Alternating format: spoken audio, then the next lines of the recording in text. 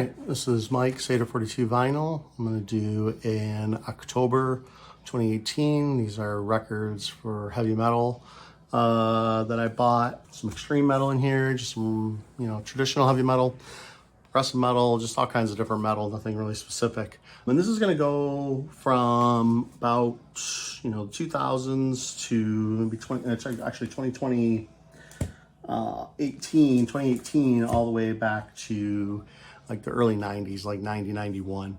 But I'm going to start with a reissue of this is in my top 5 favorite albums of all time. And that's Ayreon, Into the Electric Castle. Mine's signed by Arjun. This album is just amazing. It is Arjun and Ayreon are it's just one of my favorite groups. Arjun is one of my favorite artists. This has all the lyrics and stuff for the album. This is a concept record that Arjun created. He created it on the album before this, and this is a kind of a continuation of that story, but kind of it has a different take. Like all these different people from different time periods are brought to this electric castle to kind of prove their worth. They're kind of being studied by this alien, who brought them there. And, there's different people from different time periods. There's an Egyptian, a knight, a barbarian, things like that. There's a hippie guy who Arjun actually sings. And the cool thing about this album is there's just a ton of different singers. Some you might know is Anik Van Ginsberg from The Gathering. Sings on here. Damian Wilson sings on here as well. He was in a band called Threshold. Edward Reekers sings on here. And yeah, lots of different musicians as well. Arjun does a lot of the instrumentation. He does pretty much all the guitars, bass, but he doesn't do the drums. Ed Warby from Gorefest fame, he does the drums. I believe he does the drums he does all drums on this album as well. Lots of different instrumentalists on here as well. And yeah, just an amazing, amazing, amazing album. 5 out of 5, 10 out of 10, 100%. One of my favorite artists of all time. Just recently, 2023, September, he did a concert where he played all of the 101 album, or the 010 album. And that's just, I really hope to one day maybe make that trip, because hopefully he'll keep doing it with subsequent albums, because there's a couple more albums that he could do the full show for, which would be really, really cool. Anyway, Ayreon, one of my favorite albums of all time, The Electric Castle. This is 3 vinyl records, so 6 sides worth of just pure progressive metal with so many influences from Rainbow, Pink Floyd, Genesis, just lots of Hammond organ, lots of great musical parts. I'm not going to play I'm going to play a couple songs from here, but I'm not going to play. The parts that I pick are just pieces of music that I really, really enjoy. I really enjoy from a couple songs on here. But there's the vocalists all play different parts, so they sing throughout. But as the story goes on, some of the characters end up dying or whatever, so they don't kind of make it to the end. So, there's different songs dealing with characters who don't make it to the next, part of the story all the way up until the end, where, you kind of find out that they were being tested by this alien entity to see who's kind of worthy. Anyway, great stuff here. One of my favorite albums of all time.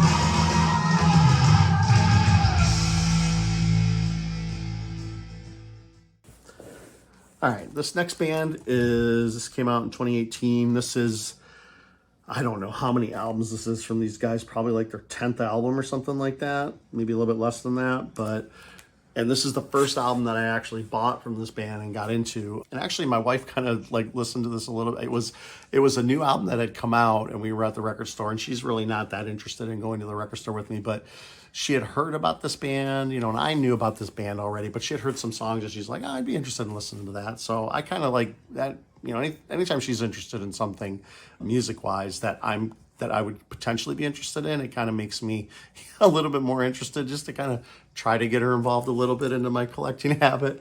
So, but this is Coheed and Cambria. This is the Vaxis storyline. This is Unheavenly Creatures. This is like story 1, I guess. But I believe this is still a continuation from some of the other stories that he had started on the other albums. But I got Vaxis 1 and Vaxis 2, and I enjoy both those records. So I really enjoy this stuff. It reminds me a bit of the new Avenged Sevenfold. I kind of put it in that category of kind of modern metal, I guess. And the Avenged Sevenfold stuff I like is just the stage and the new album. And I enjoyed these 2 albums from Coheed and Cambria.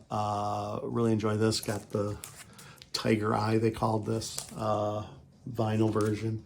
And this is also a triple 3 vinyl set, but side 6 is a etching.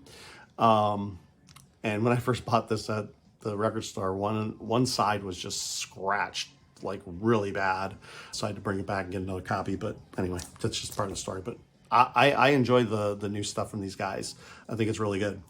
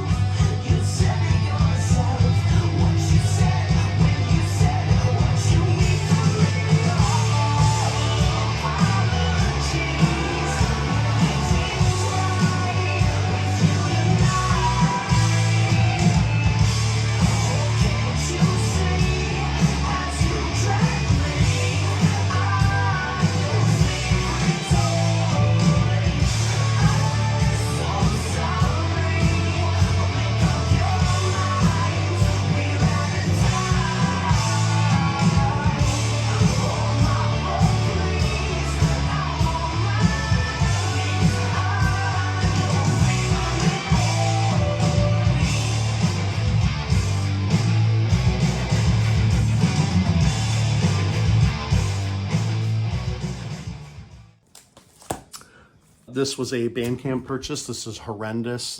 I believe this is their 2nd album, Idol. Pretty good death metal in the vein of Death, later Death, more progressive metal.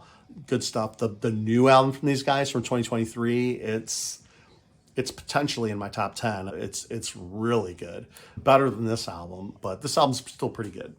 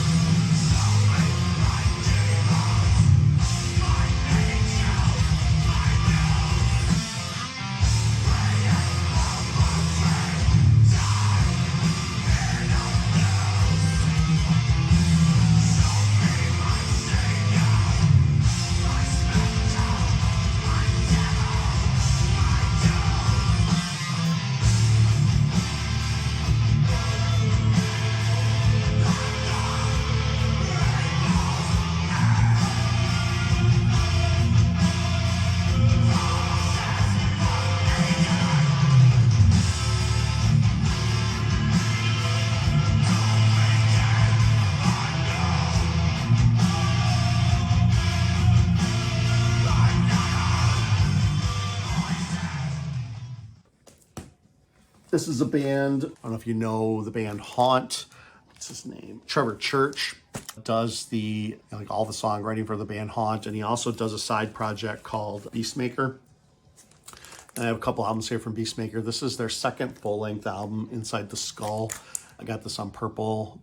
Very Sabbath influence. You know, it's basically a Sabbath worship, you know, you would say, where, you know, they're just basically ripping off Black Sabbath and, you know, playing that type of, you know, mid-70s, early 70s style heavy metal. And then there's these other full lengths that he came out with. He did these EPs, which were like 4 songs on Bandcamp, and he just called them EP1, EP2, EP3. I think it went all the way to EP10. So there's like 40 songs that he did for Beastmaker, and he released them all on vinyl. So this is actually EP1 and EP2. So side 1 is EP1, side 2 is EP2. And he continued to release these on vinyl. I think he's just doing them once, he said. So once these are gone, they're gone. And it goes all the way up to EP10. So I think there's 5 albums, full-length albums, with 8 songs on each album that are just EP1, EP2, and then EP3 and 4, 5 and 6, 7, 8, 9, 10, so on. Yeah, so Beastmaker, if you're looking for 70s style, you know, Sabbath-y, heavy metal, stoner type stuff a little bit, you're going to get that here. Don't call me your lady and don't invoke your God.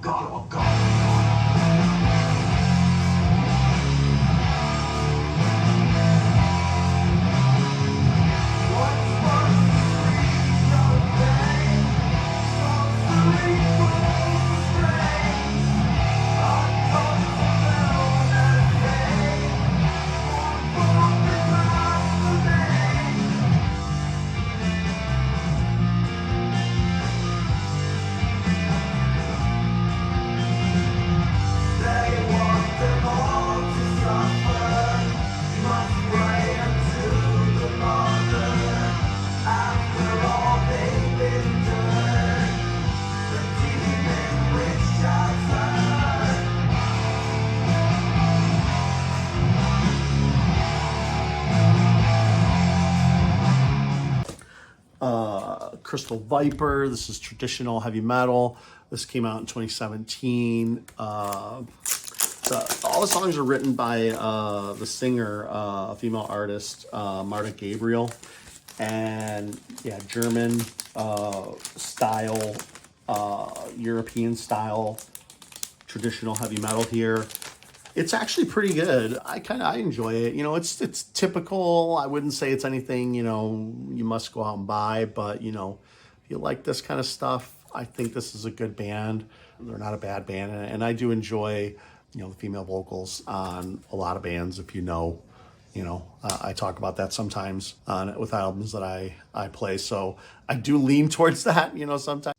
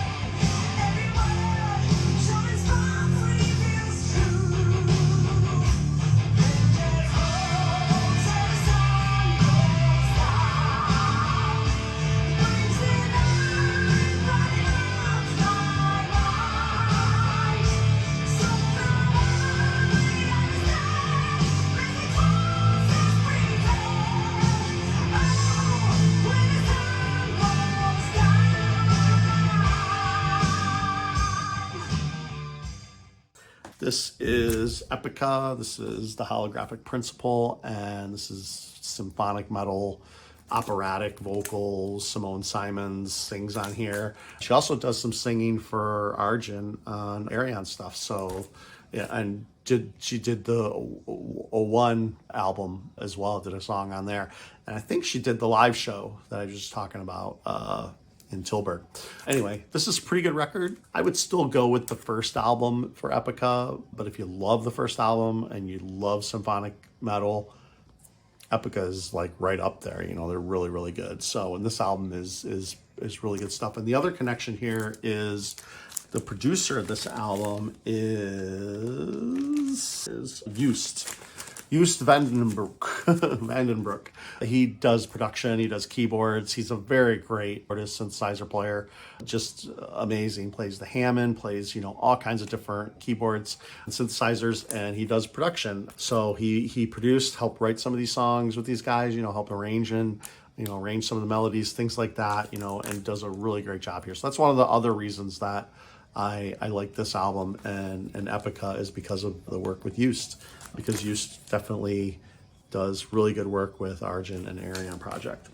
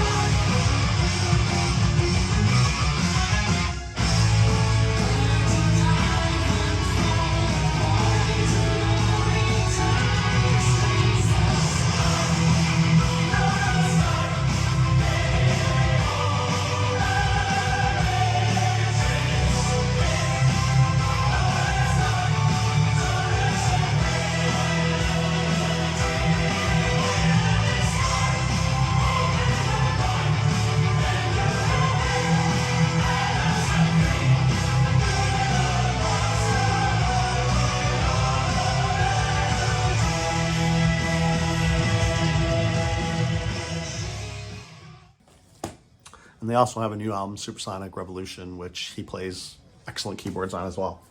Next album I bought, this is a 2014 issue of Code Orange, I Am King.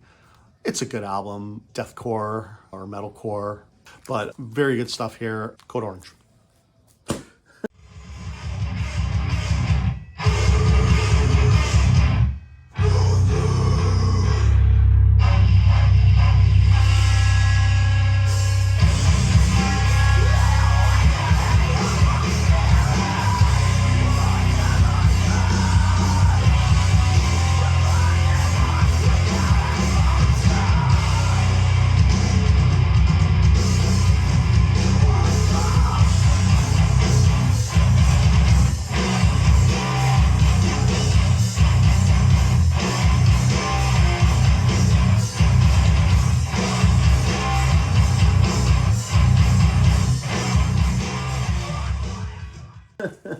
This is Vulture. This is another kind of traditional heavy metal on the edge, but this kind of leans more towards thrash. You know, it's kind of thrashy. This actually came out in 2013 as a newer band as well, but you know, they kind of have a little bit of Metallica in there, and they're heavily influenced by that. But it kind of also remind me a little bit of Volbeat. You know, like so, kind of like that heavy metal, traditional heavy metal, but with a little bit of thrashy guitar playing in there, and so, but it's still a good album.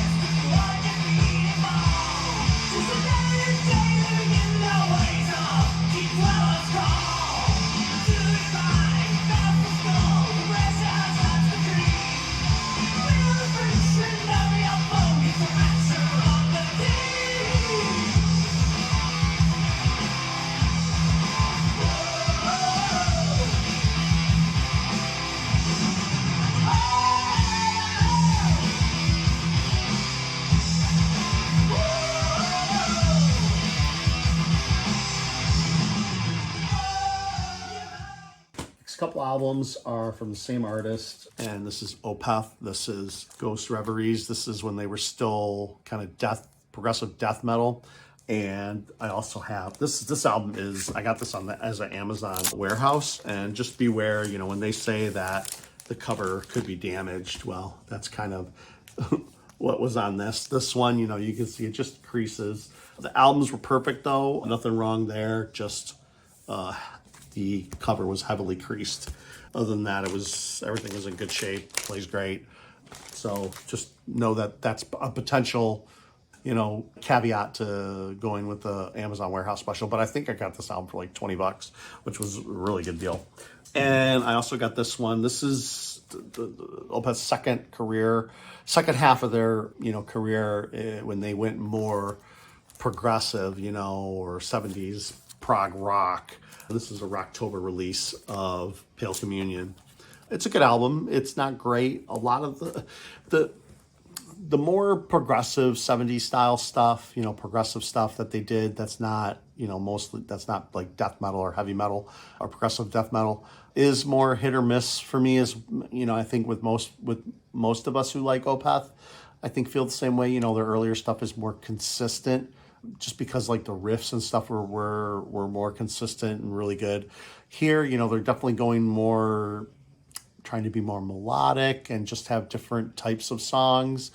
And sometimes I think they hit and sometimes I think they miss. But overall, I think I like both versions of Opeth, and I'm kind of glad we have both versions. If Opeth was still doing the same thing that they were doing that before Heritage, no, I'll correct that if I'm wrong. You know, I think we'd be kind of bored with it, you know, in a way. I would be anyway. I can always listen to those old albums, and you know, they're all really good. And I think they really did as much as they could with that style of Opeth. And I think that, you know, Ackerfeldt's influences have changed so much, and, you know, playing the type of music that he plays now, I think it's kind of worth it. I think it's good that and hopefully he'll just get better and better and write better and better songs and just keep getting better with the style of Opeth.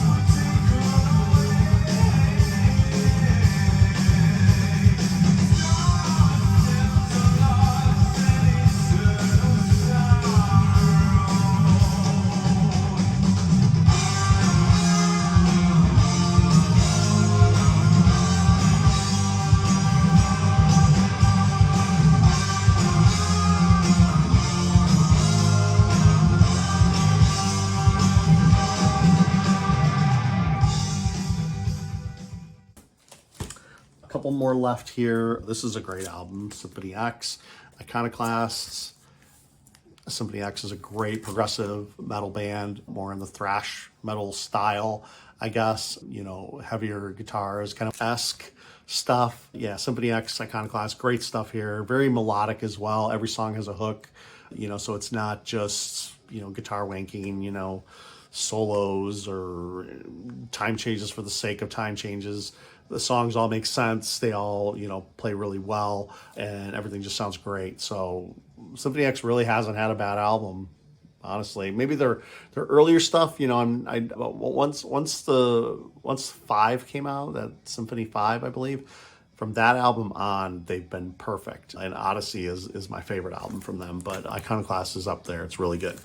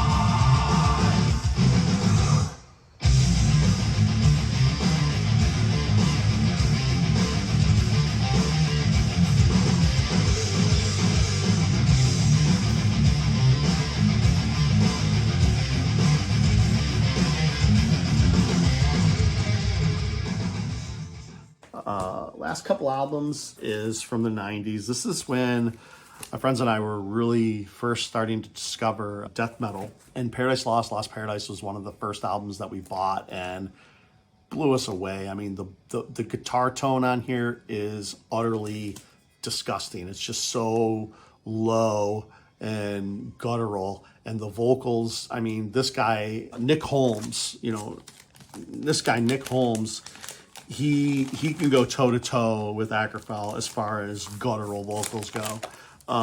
He is utterly fantastic, and the riffs on here are just amazing.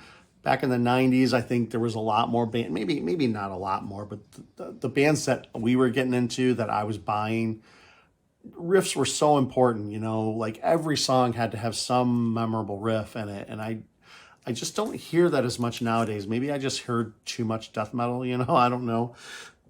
But I really think that these bands from the 90s really had a better handle on, songwriting, honestly. I don't think it's, and I'm not saying that for every band, after this or in the 2000s or even modern death metal bands. There's a lot of memorable riffing in a lot of bands now, but I just think it was more consistent back in the day. And maybe that's just me being biased because, I've listened to these albums a lot more. But anyway, it's kind of how I feel. And Paradise Lost Gothic, same thing, great riffing. This is definitely more gothic. Obviously, there's some female background vocals in here with, so the symphonic elements, a little bit of that, or operatic elements were being brought in. And after this album, Paradise Lost really changed their sound. They stopped singing guttural vocals. Nick Holmes went to a more clean style, and they really went more goth than they were on these first two albums. These first two albums are fantastic, and I think they kind of went back to this style a little bit on their newest releases, but I haven't really given those much of a chance. But these first two albums I would recommend to anybody. They are great, fantastic albums.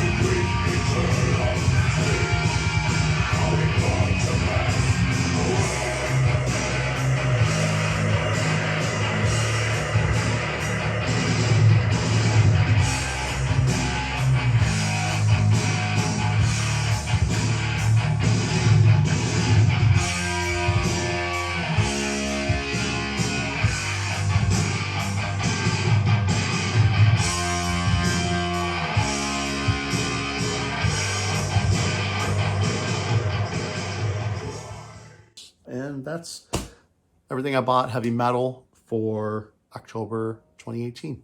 Thanks.